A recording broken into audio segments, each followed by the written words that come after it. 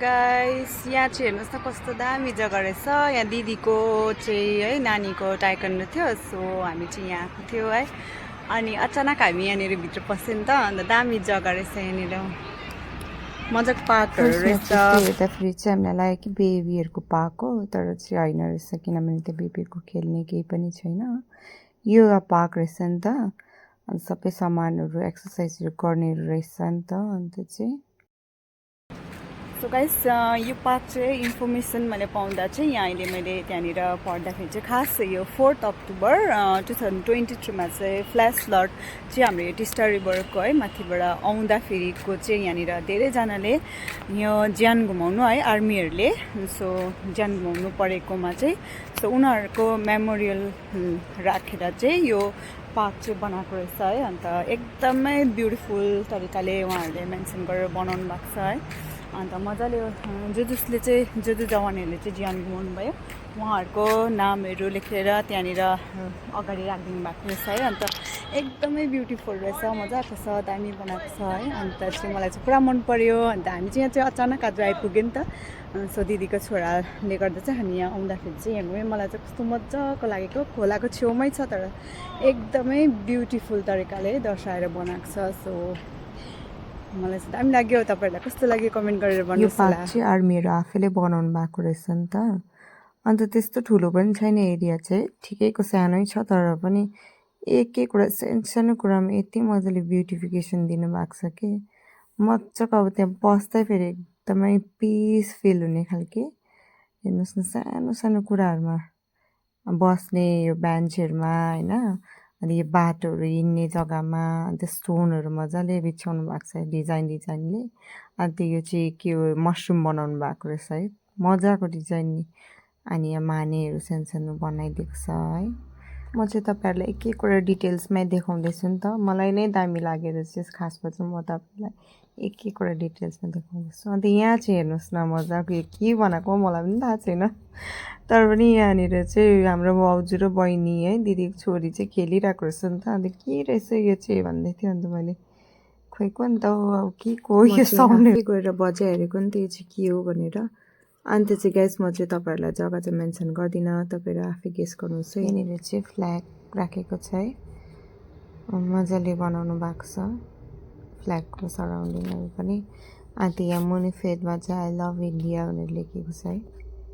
आर्मीहरूले एकदमै देशभक्तिसँगले मात्रै उहाँहरूले लेख्न सक्नुहुन्छ नि त। So I am very proud very Indians, त्यही कारण यहाँनिर चाहिँ आई लभ इन्डियन लेखेको देख्दा चाहिँ मलाई खुसी लागेर आयो नि त। अन्त चाहिँ यहाँ वरिपरिको सराउन्डिङ चाहिँ यति बेसी दामी छ, क्लिन पनि क्लिन रहेछ, किनभने उहाँहरूले आएर डेली चेक गरिरहनुहुन्छ होला है। यहाँनिर बुद्ध भगवान्को स्ट्याच्यु त स्टोन हालेर त्यहाँनिर मतलब जालीमा स्टोन हालेर मजाले बनाउनु एकदमै पिसफुल पनि छ यहाँनिर, त्यस्तो बेसी क्राउड पनि छैन। अनि पिसफुल खोइ हामी जाँदा मात्रै हो कि, तर पनि एकदमै पिसफुल र मजाको जग्गा थियो। अनि चाहिँ म तपाईँलाई एउटा चाहिँ यहाँ देखाउँदैछु है, यहाँ रहेछ तोप है। तोप चाहिँ एकदमै मजाले त्यहाँ राख्नुपर्छ, सायद यो डुप्लिकेट हो कि अरिजिनल हो त मलाई थाहा छैन, तर पनि यहाँ तोप आर्मीहरूले बनाइसकेपछि त यहाँ एउटा है ब्युटिफिकेसनको लागि चाहिँ एउटा तोप राखिदिनु भएको रहेछ है। अन्त कस्तो मजाले बनाएको नि त। यहाँ चाहिँ हाम्रो दिदीको छोरी गइरहेको रहेछ यहाँभित्र चाहिँ। अन्त के रहेछ बहिनी त्यहाँनिर भनेको हो, खै यहाँनिर चाहिँ मेन्सन गरेको रहेछ, सायद अब शहीदहरूको नाम होला। अन्त यहाँ मेन्सन गरिरहेको छ नाम भने होइन, अन्त चाहिँ हो र राम्रो पढेर भन न भन्दै मैले चाहिँ यहाँ जिस्काउँदै थिएँ नि त। अन्त के रहेछ भनेर चाहिँ यहाँ म आफै हेर्नु जाँदैछु हो। जग्गा हेर्नुहोस् न, जग्गामा चाहिँ यहाँनिर चाहिँ रहेछ अस्ति जुन पनि फ्ल्यास फ्लडमा है ज्यान गुमाउनु पऱ्यो जवानहरूले, उहाँहरूको नाम चाहिँ यहाँनिर मेन्सन गरेर लेखेको रहेछ नि त, को हो भनेर फोटोसहित राखिदिनु भएको छ अगाडि चाहिँ। अनि त्यहाँ चाहिँ नामहरू लेखिदिनु भएको रहेछ। यहाँ चाहिँ के हो के भन्दै मैले देखाउँदै थिएँ कि जाँदा जाँदै यहाँनिर चाहिँ फेरि एउटा के हो यो ट्रेन जस्तो बनाउनु भएको रहेछ, हेर्नुहोस् न, सानो ट्रेनै होला मेबी है, गाडीहरू चाहिँ भरपुर चक्का भएको। अनि यहाँ चाहिँ रहेछ हेर्नुहोस् न, योगा मुभ्सको स्ट्याच्युहरू रहेछ नि त। एक एकवटा मुभ्स म तपाईँलाई देखाउँदैछु है त डिटेल्समा है, कस्तो कस्तो योगाहरू गर्छ है, यहाँ हेर्दै गर्दा पनि हुँदो रहेछ। यो एकदमै पिसफुल जग्गा चुनिएको कारण चाहिँ त्यसको लागि रहेछ नि त, योगाको लागि। अन्त यहाँ हेर्नुहोस् न कस्तो दामी लागेको। सो गाइस प्लान्ट्समा चाहिँ एकदमै मेडिसिनल प्लान्ट्सहरू मात्रै रोपेको रहेछ नि त। अन्त यहाँ रहेछ लेमन ग्रास है, अन्त चाहिँ टर्मरिकहरू, अन्त यहाँ चाहिँ रहेछ फेरि एउटा बनानाको पनि रहेछ। अनि चाहिँ यहाँ ड्याम्मै तुलसीको बोटहरू देख्नुहुँदैछ, तुलसीहरू रहेछ सबै प्रायः। अन्त यो चाहिँ कुनै के उता अर्को जग्गामा चाहिँ नाम मेन्सन गरेको थियो नि त। अनि यहाँ चाहिँ मजाले नामहरू मेन्सन गरेर राख्नु भएको रहेछ के हो भनेर है।